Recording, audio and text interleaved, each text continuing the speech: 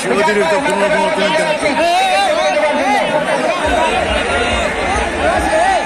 হ্যাঁ খেলা তো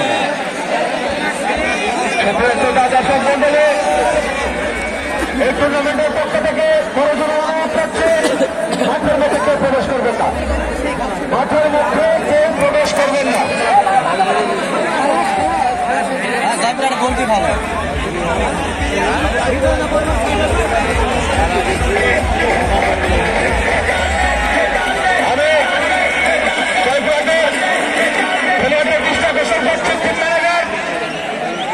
সিদ্ধান্ত চূড়ান্ত বলে গণ্য হবে।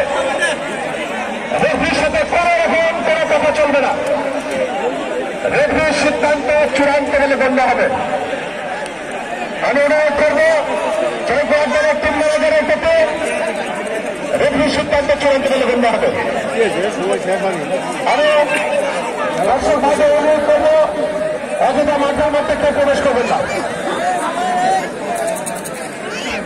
সুপ্রসিদ্ধ মন্ডলী, আজকে যেহেতু হাই ভোল্টেজের সেমিফাইনাল 1-1 গোলে শেষ পর্যন্ত অমীমাংসিতভাবে শেষ হয়ে গেল। এখন পেনাল্টি শুট আউট হবে। আমি দর্শক মন্ডলীকে অনুরোধ করবো আপনারা কেউ মাঠের ভিতরে যাবেন না। আমাদের কর্তৃপক্ষ যারা টুর্নামেন্টে সংশ্লিষ্ট রয়েছেন অবশ্যই তারা এই বিষয়ে অবগত রয়েছেন। আপনারা বাইরে থেকে হয়ে আল্লাহ করবেন না, হবেন না।